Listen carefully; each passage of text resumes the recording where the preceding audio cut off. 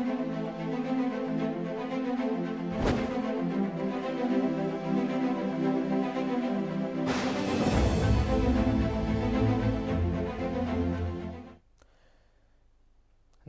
स्वागत है आप सभी का हमारे इस खास कार्यक्रम हरियाणा डायरी में। इस कार्यक्रम का एकमात्र उद्देश्य है कि अब तक हरियाणा के हर उस विकास की जानकारी पहुंचाई जाए जो मुख्यमंत्री मनोहर लाल के नेतृत्व में लगातार किया जा रहा है।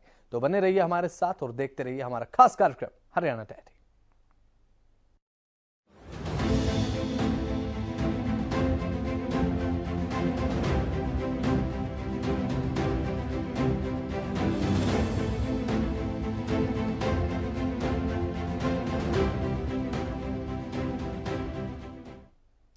हरियाणा की बीजेपी समर्थित मनोहर लाल सरकार ने 26 अक्टूबर को अपने कार्यकाल के 9 साल पूरे कर लिए। इस मौके पर उन्होंने गुरुवार को प्रेस कॉन्फ्रेंस कर सरकार की उपलब्धियां गिनवाई। उन्होंने कहा कि जन सेवा के 9 साल पूरे हो चुके हैं। 26 अक्टूबर 2014 को जब प्रदेश के शासन की बागडोर हमने संभाली तो उस समय प्रदेश के समावेशी विकास का एक खाका तैयार किया। मुख्यमंत्री मनोहर लाल के राज में बेहतर काम हुआ। खेल के क्षेत्र में सरकार ने बेहतर काम किया। रिपोर्ट आप देखिए।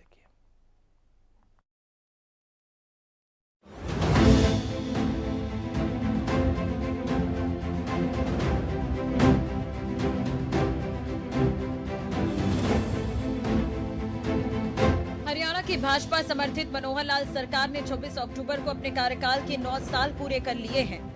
सीएम मनोहर लाल ने इस दौरान कुसुम योजना का जिक्र किया और सोलर प्लांट को लेकर जानकारी दी। 56,000 सोलर पंप लगाए जा चुके हैं। सुचारू रूप से काम जो चल रहा है तो बहुत से जो ऐसे मकानों के प्लॉट होल्डर्स या जो फ्लैट होल्डर्स थे उनको काफी उसका लाभ हुआ है। पावर डिपार्टमेंट जहां हमने 24 घंटे बिजली की बात कही है वहां पर बिजली के जो लाइन लॉस हैं ये 2014 में हम देखते हैं भयंकर थे। कुछ गांव तो ऐसे थे यानी बिजली का बिल भरना वो अपना अपमान समझते थे। ये तो एक ऐसा सरकार का जजिया कर है, ये क्यों दे बिजली। तो उनकी धारणा क्या थी, शायद बिजली मुफ्त में आती है, पानी में से निकलती है, पैसा तो लगता ही नहीं, बिजली बिल क्यों भरे। लेकिन आखिर भले ये बात ठीक है कि उसके कोई रॉ मटेरियल के नाते कोई खर्च नहीं है, लेकिन पानी से बनाने के बाद उसका भी खर्च आता है। और हाँ, अगर कोयले से बनाई जाए उसका भी खर्च आता है। फिर वहाँ इतना बहुत बड़ा सिस्टम इंफ्रास्ट्रक्चर होता है, उसका भी खर्च आता है। उस सारे खर्च के नाते उसकी कॉस्ट तो बढ़ती है। जब ये समझाया हमने, बहुत प्रेम से प्यार से सब समझाया, सारा कुछ किया। पहली बात तो लाइन लॉस जो कुछ गाँव में 80% दर्ज किए गए और कुछ रिकवरी जो है बिलों की वो भी नहीं होती थी, कई साल के पड़े थे, उसकी कई योजनाएं बनाई।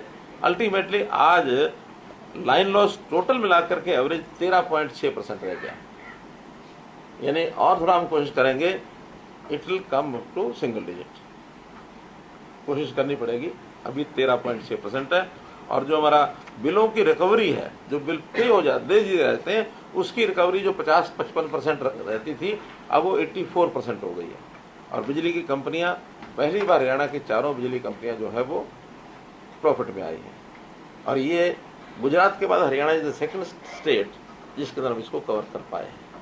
बाकी अभी भी सारे प्रदेश जूझ रहे हैं इस घाटे में। कुसुम योजना के अंतर्गत जो सोलर पंप लगाने थे उसमें भी हरियाणा ने बहुत अच्छी अचीवमेंट अपनी की है।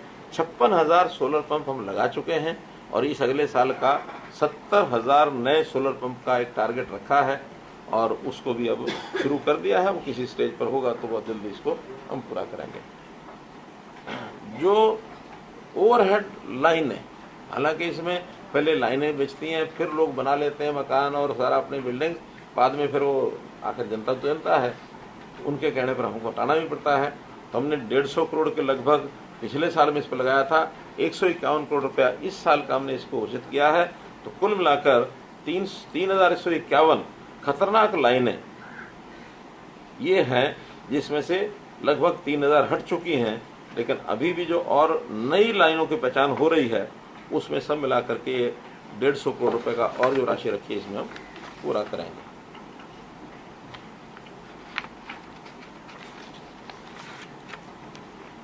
ई लर्निंग की जैसे मैंने बात कही, 5.5 लाख टेबलेट्स जो दिए हैं और भी शिक्षा के अंदर चाहे वो हमारा मानो ऑनलाइन स्थानांतरण नीति तो उसमें बता दी मैंने, सुशासन में बताई है, साथ में विद्यालय, महाविद्यालय और खास करके लड़कियों के जो महाविद्यालय हैं वो हमने जो खोले हैं 71 कॉलेजेस तो इस समय जो हमने खोले उसमें से लगभग 50% केवल महिलाओं के हैं, बाकी 50% कोएड हैं।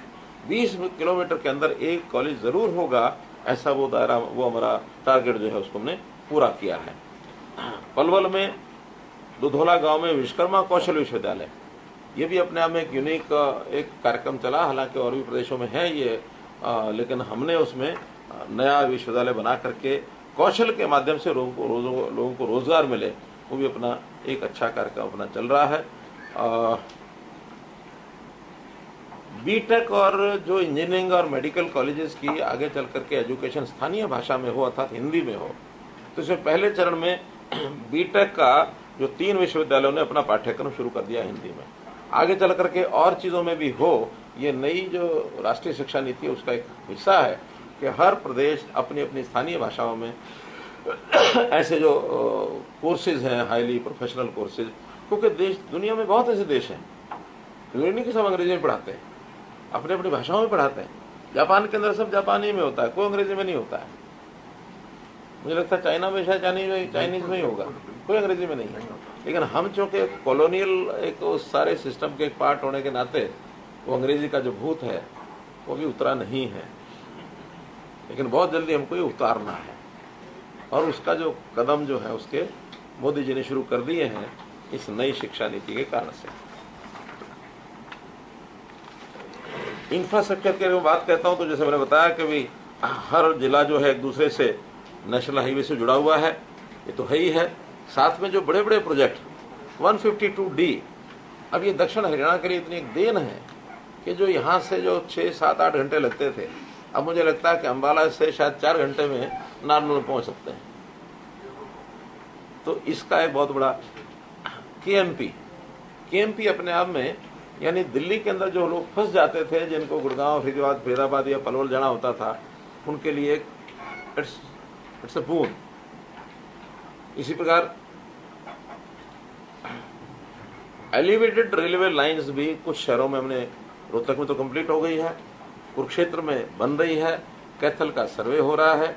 तो जहां जहां शहर के चारों तरफ फैलाव ज्यादा हो गया और उनके कई कई फाटक जो रेडियल रोड्स थे उनके, उन सब फाटकों के ऊपर उनको खत्म करके और ऊपर रेलवे को ही, पहले तो सबके ऊपर एलिवेटेड वो बनाए जाते थे, पुल बनाए जाते थे, ओवरब्रिज। अब सब जगह ओवरब्रिज बनाने के बजाय रेलवे लाइन को ही ऊपर उठा दो, नीचे सड़कें सब निकलेंगी। तो ऐसे 3 शहरों का तो ये हो गया, और भी ऐसी कोई आवश्यकता होगी तो सब बनेगा। मुख्यमंत्री मनोहर लाल ने ई टिकटिंग की व्यवस्था शुरू की है। परिवहन में लोगों को आसानी से पास बनाने की सुविधा भी मिल रही है। और भी ऐसी कोई आवश्यकता होगी तो सब बनेगा। परिवहन के अंदर हरियाणा में ई टिकटिंग शुरू हो गई है कि अब हर एक सवारी जो पास बनवाना चाहेगी अपना, अभी तो ऑप्शनल रखा है, जो पास बनवाना चाहेंगे वो पास बनवाएंगे और बाद में स्वाइप करेंगे, उसका टिकट का उसका कट जाएगा। तो जितना भी उसको रिचार्ज करना है, 100 रुपया 200 रुपया उसका करेंगे। रिचार्जिंग पर 10% का उनको रिबेट मिल जाएगा, यानी 100 रुपये का कार्ड लेना है तो 10 है 5% है। रोडवेज है यहाँ तो बैठे, मुझे ध्यान नहीं आ रहा, 5% है। तो 100 रुपये का अगर रिचार्ज कराना तो 95 रुपये दे के 100 रुपये का रिचार्ज करा सकते हैं, और जितना पैसा उसमें लगेगा कट जाएगा, अपना चलते हैं। हाँ, जब बहुत कम पैसा रह जाएगा फिर भी पाएगा कि आपका बैलेंस इतना है, जैसे एटीएम वगैरह या उसमें आता है तो आपका बैलेंस इतना है, वो मिल जाता है। तो इस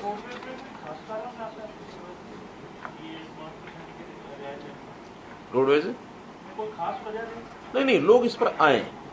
एक इंसेंटिव है कि लोग कैश की बजाय, मेट्रो में भी तो देते हैं, मेट्रो में भी देते हैं कि कैश की बजाय अगर कार्ड से आता है तो इससे सबका समय बचता है, उसका भी समय बचता है, जेब से पैसे लाएगा, टुट्टे पैसे नहीं होंगे, फिर वो कंडक्टर अपनी जेब में रख जाएगा, पकड़ नहीं बाद में देता हूँ, बाद में सवारी उतर गई, 2, 4, 5 रुपये भूल गया, और पैसे छूटे होते भी नहीं आजकल। मुझे नहीं लगता कि 1 रुपये का नोट पिछले साल भर में किसी ने देखा होगा, है देखा है? अब वहां तो 1-1 रुपये का भी उसकी वो है बनी हुई थी, अब हालांकि बदल दिया उसको 5 रुपये कर दिया कि 5 रुपए का टिकट, फिर 10 का, फिर 15 का, फिर 20 का, फिर 25 का। लेकिन ये है जो कैश देंगे, और जो कैश नहीं देंगे उनका जो एक्चुअल किलोमीटर के हिसाब से रेट होगा स्वाइप करने का उतना ही कटेगा, रुपए पैसे में कटेगा। और इसमें एक बड़ा लाभ और हो रहा है, अभी तक ये जो फ्री ट्रैवलिंग वाली जो कैटेगरीज हैं, लगभग 39 कैटेगरीज हैं, इसका रोज का और सरकार का एक द्वंद्व चलता रहता है। वो कहते हैं फ्री वाले आपके इतने 100 करोड़ रुपए तो फ्री वाले ट्रैवल कर गए, और फिर उनका घाटा हो गया। हम कहते इतना घाटा क्यों हो गया? वो कहते घाटा उनके कारण से फ्री ट्रैवल किया। वो कहते हैं फ्री ट्रैवल ज्यादा था, हम कहते घाटा ज्यादा है। तो अब कम से कम फ्री ट्रैवल वालों को सबको पास मिलेगा। लेंगे कुछ नहीं, लेकिन स्वाइप होकर के उसका रिकॉर्ड हो जाएगा, इस आदमी ने साल भर में इसका इतना उपयोग किया। बच्चों को भी जो पास दिए जाते हैं उनको कार्ड मिलेगा, कार्ड जो है अपना स्वाइप करो और चढ़ जाओ, ताकि ये जो हिसाब किताब है डिपार्टमेंट का भी आपस में, ये भी बहुत जरूरी है व्यवस्था बनाना। तो इसलिए उसको ई टिकटिंग का काम ये शुरू कर दिया है। खेलों के लिए दिए जाने वाले पुरस्कार पर भी सीएम ने कहा कि मेडल सबसे ज्यादा हमारे प्रदेश के हैं। आंकड़े भी सीएम ने बताए। स्टेडियम को सरकार ने बेहतर करने का काम किया है। और मेडल भी जो है वो किसी प्रदेश के नाते तुलना करें तो हम सर्वाधिक लेते हैं।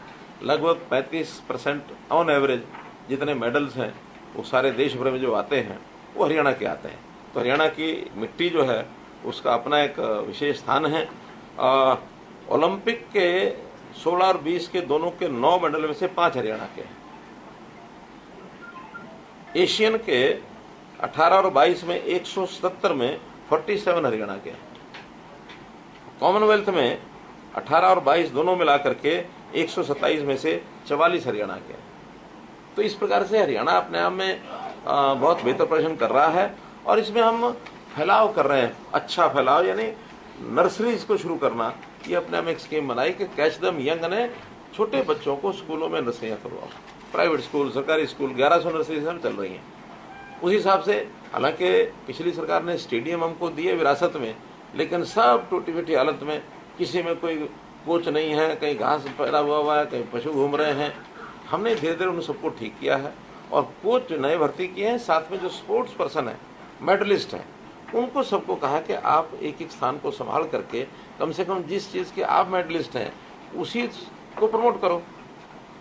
आखिर खेल के कारण से नौकरी देते हैं तो उस विधा को प्रमोट करें जिस विधा के कारण से वो आगे बढ़े हैं।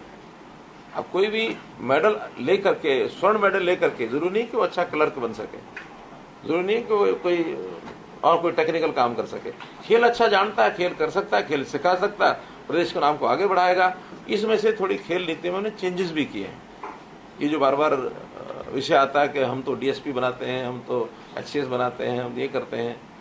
बहुत से बने, एचपीएस बने, डीएसपी बने, लेकिन वहाँ एक नियम है कि ट्रेनिंग के बाद आप आगे नहीं बढ़ सकते। अब ट्रेनिंग वो करते नहीं, वो कहते ट्रेनिंग हमारे बस का नहीं है, खेल खिला लो।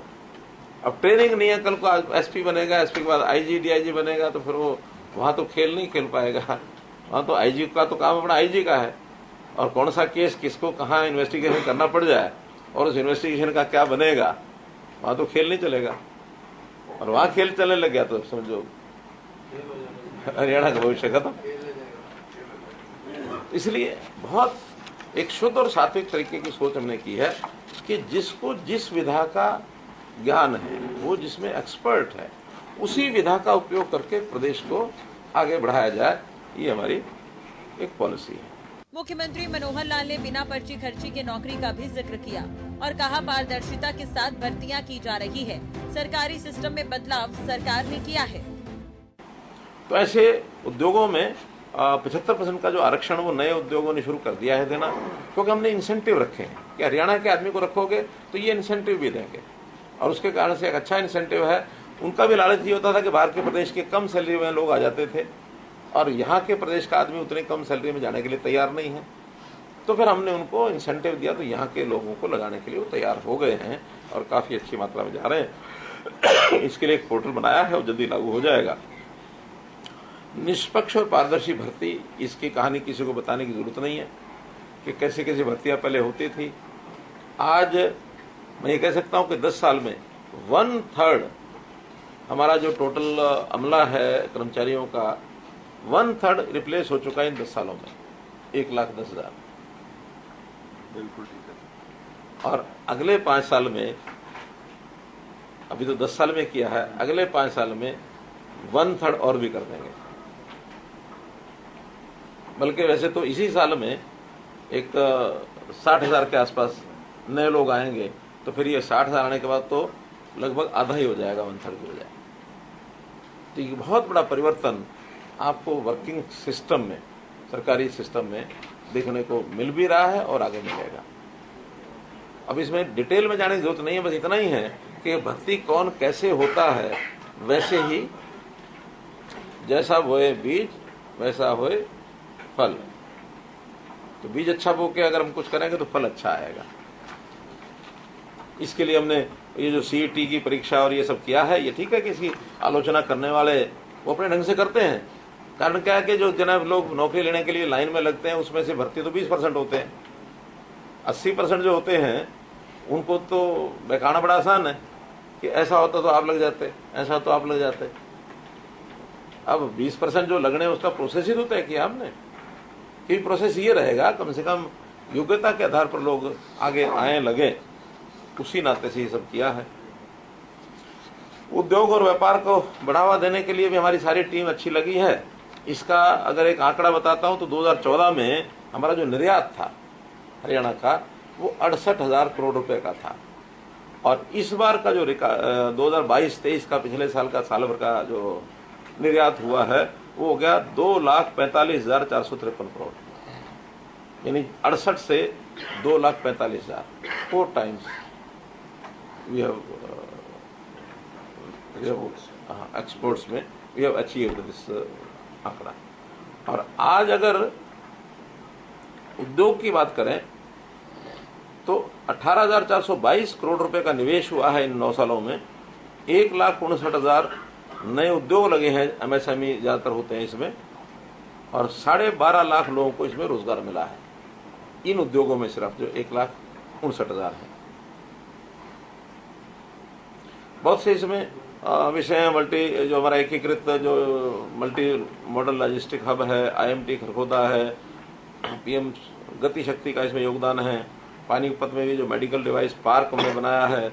पद्मा स्कीम हमने बनाई है। 143 ब्लॉक में एक क्लस्टर उद्योग का लगाया जाएगा एमएसएमई में। कुल मिलाकर मुख्यमंत्री मनोहर लाल ने 9 साल में किए गए उपलब्धियों को गिनाया। इसके अलावा आपको बता दें कि मुख्यमंत्री मनोहर लाल ने ये भी आश्वस्त किया कि सरकार की तरफ से जो भी प्रयास किए जाएंगे वो जनता की बेहतरी में होंगे।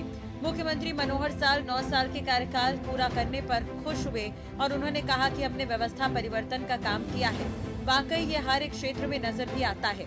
आज लोगों को पेंशन आसानी से मिल रही है, बिना पर्ची खर्ची के नौकरी भी मिल रही है। खेलों के क्षेत्र में बेहतर काम किया जा रहा है। स्टेडियम को ठीक कराने का काम सरकार ने ही किया है, जो काम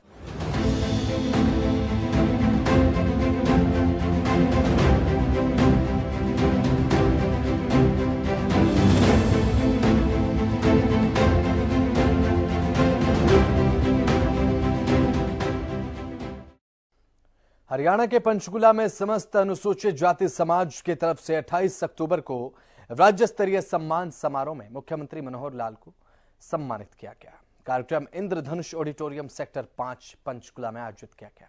रिपोर्ट देखिए।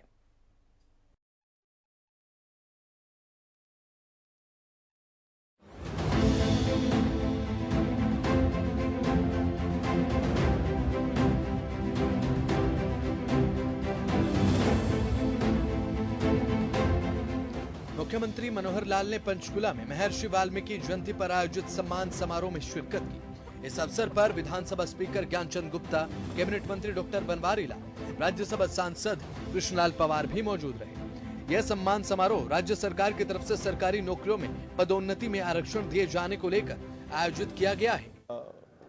अलग अलग वर्गों को कुछ सुविधाएं संविधान प्रदत्त है। तो संविधान प्रदत्त यह है कि अनुसूचित जाति के समाज को 20% का आरक्षण नई भर्तियों में तो पहले से ही है।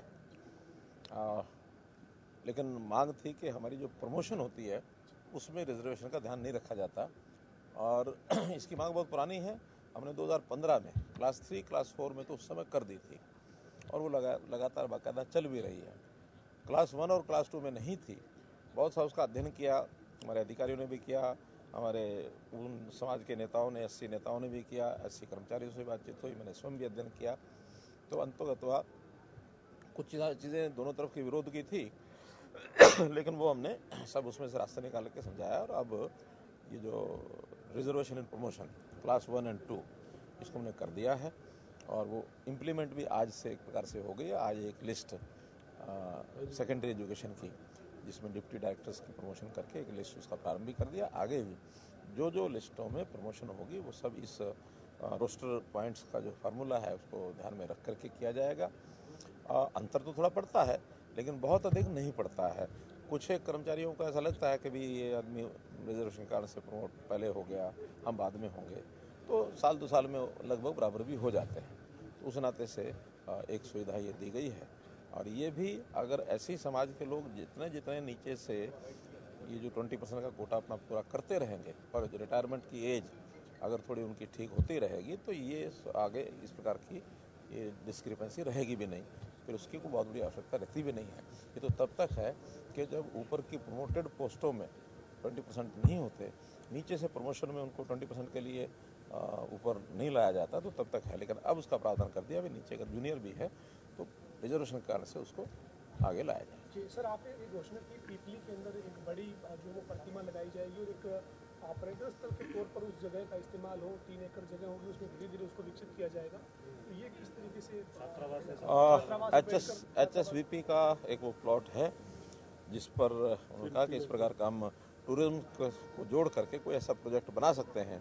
तो बहुत मांग थी कि गुरु रविदास जी की एक बड़ी प्रतिमा लगा करके और वहाँ कोई भी एक टूरिज्म का एक स्थान भी बने, लोगों के आने जाने के लिए, क्योंकि हाईवे के ऊपर है। जो भी चीज़ें डिपार्टमेंट करेगा उस हिसाब से उसमें एक स्टैचू तो रहेगा ही बड़ा एक कोई रहने के लिए धर्मशाला या कोई उस प्रकार का कोई गेस्ट हाउस टाइप ऐसा रहेगा, ताकि लोगों को सुविधा रहे। पढ़ाई के नाते से एक छात्रावास की भी मांग है, तो छात्रावास भी बने का उस जगह पर एक छात्रावास भी बनाया जा सकता है। हिसार में भी एक वाल्मीकि समाज को 3000 एकड़ का एक प्लॉट, बहुत पुरानी मांग थी उनकी, वो भी 3000 स्क्वायर मीटर। सीएम साहब, कई योजनाएं शुरू की है आपने, चाहे वो एससी आयोग के गठन की बात हो या सफाई कर्मचारियों के वेतन को 14-15 हज़ार तक लेकर आने की बात हो, लेकिन इसके बाद विपक्षी ये कहते हैं, खासतौर पर भूपेंद्र सिंह हुड्डा कहते हैं कि दलित समाज की अनदेखी हुई है, पीपीएल को हम प्लॉट देते थे, प्लॉट देना बंद कर दिया, कई तरह के आरोप लगाते हैं सर। और दलित समाज को ये कहते हैं कि वो कांग्रेस के साथ खड़ा है, इस तरीके का प्रयास किया जाता है। विपक्ष का नाम विपक्ष क्यों होता है? विपक्ष का नाम इसीलिए होता है कि कोई भी अच्छी बात हो तो भी गले नहीं उतरती। उनको तो विपक्ष ने तो अच्छी बातों की भी आलोचना करनी होती है, वो करते हैं। ये समाज को देखना है कि हमने उनके लिए क्या किया, क्या नहीं किया। It's up to them. हमने मकानों के नाते जहाँ तक प्रधानमंत्री आवास योजना में उसके अंदर मकान दिए हैं। हमने अभी जो नई मुख्यमंत्री आवास योजना के अंतर्गत 1 लाख से ऊपर प्लॉट बनाने की योजना, वो बना करके उसका एक हमने सूची भी ले ली है कि किन लोगों को देना है। 1 लाख से ऊपर फ्लैट्स की भी बात मैंने की है। कुछ जिले ऐसे जहाँ केवल फ्लैट ही होंगे, प्लॉट नहीं होंगे। गुरुग्राम है, फरीदाबाद है, पंचकुला है, सोनीपत है। इन जिलों में ज़मीन कम होने के कारण से फ्लैट मल्टी स्टोरी बना करके वो दिए जाएंगे। उसमें सहायता केंद्र सरकार भी करेगी, प्रदेश सरकार की भी योजना सहायता करने की है।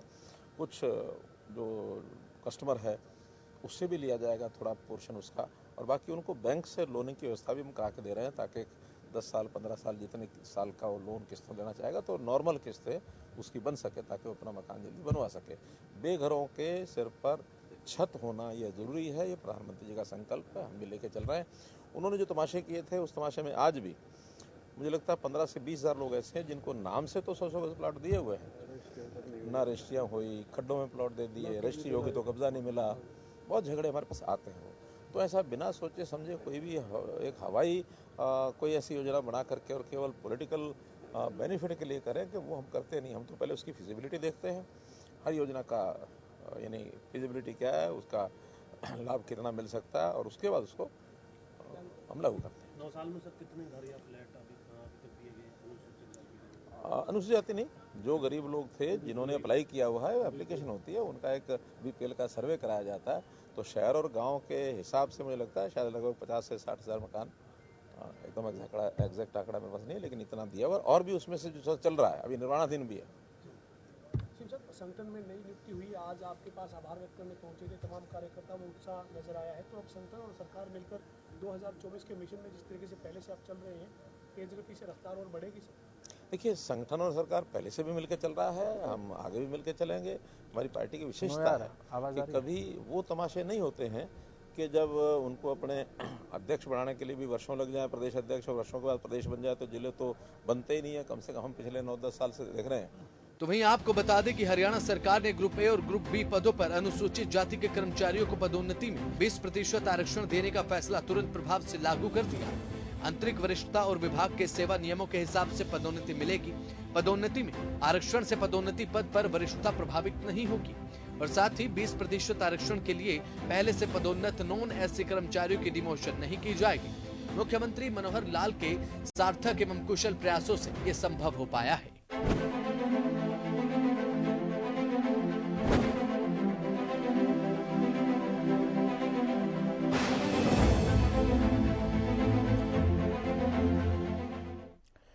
मुख्यमंत्री मनोहर लाल के कुशल नेतृत्व में हरियाणा प्रदेश लगातार आगे बढ़ रहा है और ऐसे में हरियाणा का हर वर्ग सरकार के कार्यों से संतुष्ट भी है। फिलहाल आज के लिए इस कार्यक्रम में केवल इतना ही। आप देखते रहे हरियाणा न्यूज। नमस्कार।